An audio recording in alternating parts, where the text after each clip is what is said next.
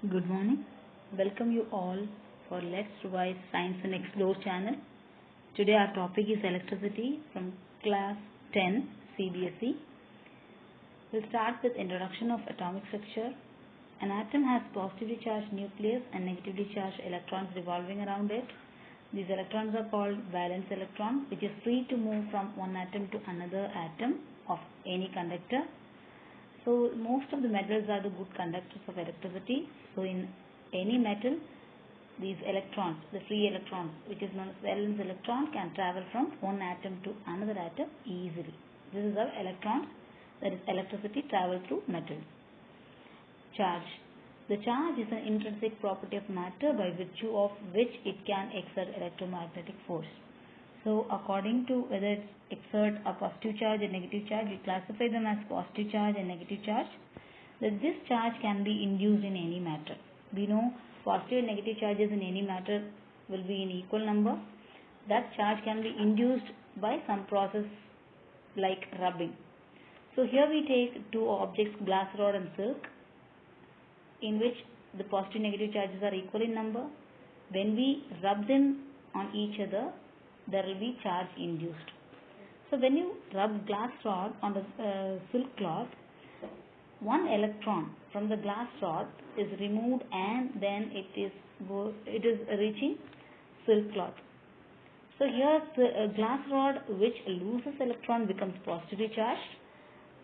The silk cloth with which occurred negative charge, that is electron, becomes negatively charged.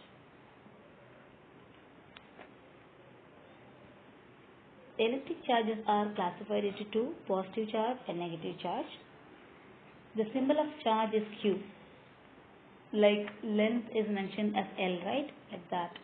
And the unit of charge is coulomb, that is C. So the charge is mentioned by the letter Q and the unit of charge is coulomb, that is C. See, the coulomb is a name of the scientist. Different experiments prove the same charges repel each other and the opposite charge attract each other. You might have studied magnetic lesson in which we have studied about the poles. Like poles repel each other and unlike poles attract. The same way here, same charges repel each other and opposite charge attract each other. There is a diagram for you. Here you see positive charges repel each other, negative charges repel each other. One positive charge and one negative charge attract each other.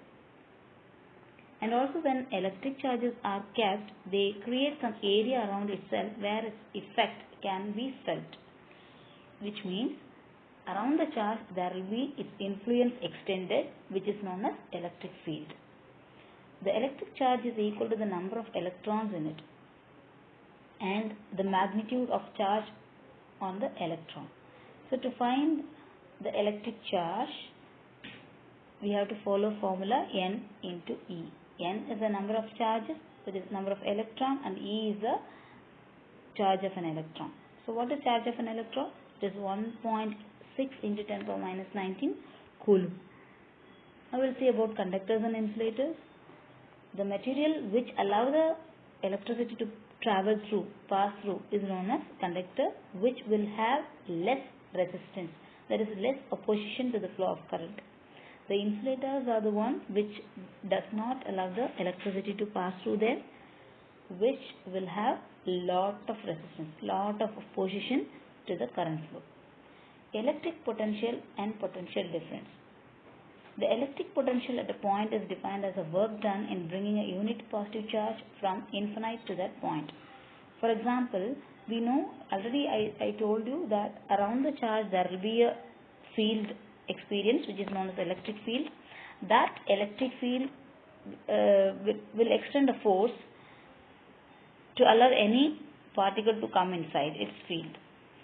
So that's how the electric potential at a point is defined as a work done. So electric potential is a work done to bring a unit positive charge from infinite to that point. The potential difference between 2 points is defined as difference in electric potential at the two given points.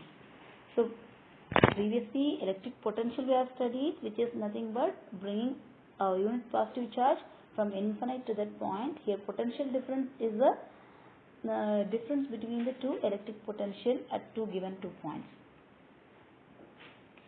Electric circuit. Electric circuit is nothing but the closed path through which current can pass through, which is representation of electric circuit through symbol is called circuit diagram. There is a circuit diagram for you in which current can flow through the different components. Here what all components connected in this? We'll start with cell, that is battery. The two or more cells are connected together, then that is called battery. Here there is only one cell is connected, and one ammeter is connected, and one voltmeter is connected, and there is a resistance connected, and the line which is going across is called connecting wire. So here you can see the ammeter is connected in series, whereas voltmeter is connected in parallel to the resistance. Here I have given a resistance as a load here. The resistance here we can replace the resistance with any component like bulb or any other electronic devices. So what does electrical circuit mean? The continuous closed path made of electrical components through which electric current flow is known as electric circuit. A simple circuit consists of the following components. What are the necessary components? Conductors, cell, switch, load. Here load is nothing but the resistance which I have shown you in the previous circuit. Define unit of current. The unit of current is ampere. Ampere is defined by the flow of 1 coulomb of charge per second. Calculate the number of electrons constituting 1